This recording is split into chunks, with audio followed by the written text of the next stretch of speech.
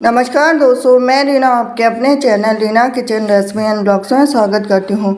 तो कार्तिक माह है, सबसे पवित्र महीना अगर हम 12 महीनों में से मानते हैं तो कार्तिक का महीना पहला ऐसा शुभ दिन है जो कि पूरे महीने भर इसमें काफ़ी महत्व रखते हैं। इसमें हर देवी देवताओं की पूजा की जाती है, भगवान विष्णु से लेकर शिव जी से लेकर लक्ष्मी मैया से लेकर सब तक। तो आज हम जानेंगे सोमवार की व्रत कथा कार्तिक मास की।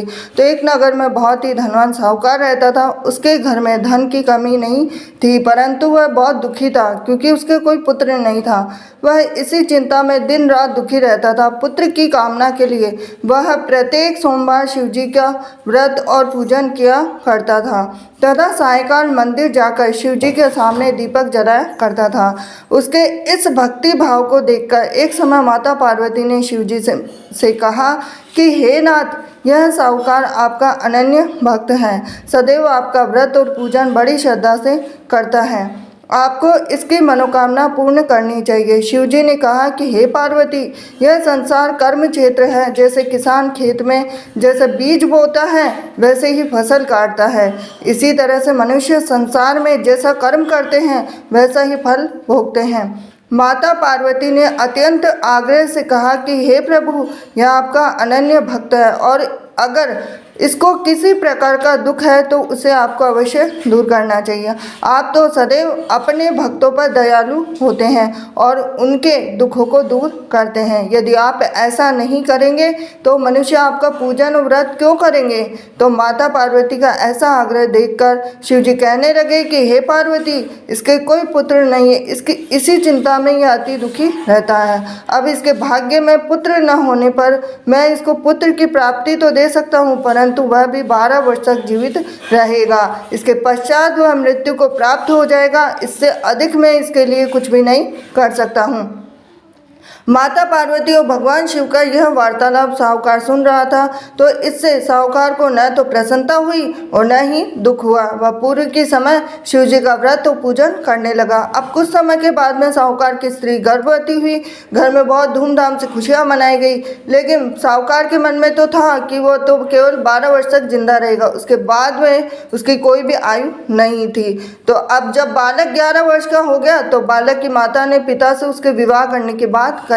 अब साहूकार बोला कि अभी तो इसको पढ़ाई लिखाई के लिए काशी भेजो, फिर उसके बाद में इनका विवाह करेंगे। अब साहूकार ने बालक के मामा को बुलाकर उसको बहुत सारा धन देकर बालक को काशी पढ़ने भेज दिया। अब रास्ते में जावे तो यज्ञ ब्राह्मण को करावे, दक्षिणा देते हुए जावे। तो दोनों मामा भांजे यज्ञ करते हुए गए, ब्राह्मण को भोजन कराते हुए गए। अब रास्ते में एक शहर पड़ा और उस शहर के राजा की कन्या का विवाह हो रहा था, परंतु जो राजकुमार विवाह करने के लिए आया था वो तो खुद ही करना था।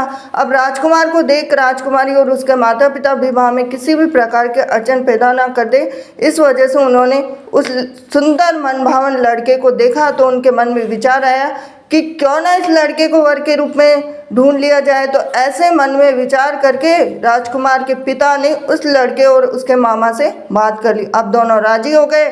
दूल्हे का वेश बनाकर उनको कपड़े पहनाकर घोड़ी पर बिठा दिया। अब कन्या के द्वार पे पहुंचे तो सभी कार्य उनकी प्रसन्नता से पूर्ण हो गए। अब राजकुमार के पिता ने सोचा कि यदि विवाह का कार्य भी उसी लड़की से करा दिया जाए तो क्यों बुराई है, इसमें कोई बुराई नहीं है। तो ऐसा विचार कर लड़के और उसके मामा से कहा, यदि आप फेरों और कन्यादान के काम को भी करा दें तो आपकी कितनी कृपा होगी।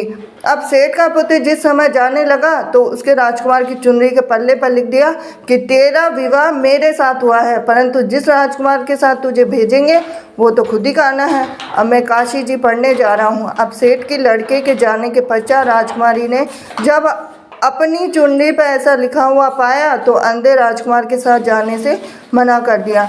अब उसने अपने माता पिता को सारी बात बता दी और कहा कि यह मेरा पति नहीं है, मेरा विवाह इसके साथ नहीं हुआ, मेरा विवाह तो जिसके साथ हुआ जो काशी जी पढ़ने गया है।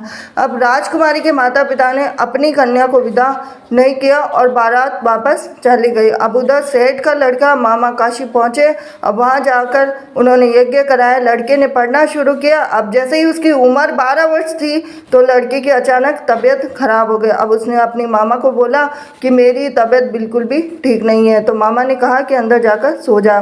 थोड़ी देर में ही उनके प्राण निकल गए। जब उसके मामा ने कहा कि उसका भांजा मृत पड़ा तो रोना पीटना मचा दूंगा तो यज्ञ का काम अधूरा रह जाएगा। अब यज्ञ का कार्य जैसे ही समाप्त हुआ तो सबने रोना पीटना शुरू कर दिया। अब उधर से माता पार्वती और शिवजी जा रहे थे। जब उन्होंने ज़ोर ज़ोर से रोने की आवाज़ सुनी तो पार्वती जी कहने लगे कि हे नाथ, कोई दुखिया रो रहा है, इसके कष्ट को दूर कीजिए। जब शिव पार्वती वहाँ पहुँचे तो उन्होंने पाया कि वहाँ एक लड़का था, उसको आपने वरदान से उत्पन्न हुआ है। तो शिवजी ने कहा कि हे पार्वती, इसकी आयु इतनी ही थी, वह भोग चुका है। तो पार्वती जी ने कहा कि हे नाथ, इस बालक को और आयु दे दो, नहीं तो इसका माता पिता तड़प तड़प कर ही मर जाएंगे। माता पार्वती के बार बार आग्रह करने पर शिवजी ने उसको जीवन का वरदान दिया। शिवजी की कृपा से उसका लड़का जीवित हो गया। अब इसके बाद में माता पार्वती कैलाश पर्वत चले गए। शिक्षा पूर्ण होने पर जब लड़का और उसके मामा यज्ञ करते हुए ब्राह्मणों को भोजन कराते हुए दक्षिणा देते हुए घर की ओर चले तो रास्ते में उसी शहर में आए और जहाँ उस लड़के का वहाँ की राजकुमारी से विवाह हो रहा था, वहाँ जाकर उन्होंने यज्ञ प्रारंभ किया। लड़के के ससुर जी आए, राजा ने उनको पहचान लिया, महल में ले जाकर उनकी आव भगत की, जैसे दास दासियाँ सहित आदर पूर्वक अपनी राजकुमारी और जवाई को विदा दिया। वहां से विदा होकर सेठ का लड़का अपने मामा और पत्नी सहित उसी तरह यज्ञ कराते हुए ब्राह्मणों को भोज कराते हुए दक्षिणा देते हुए अपने घर के लिए चले गए। घर जाकर लड़की ने अपने माता पिता को सारी बात बताई। इससे वे बहुत ही प्रसन्न हुए।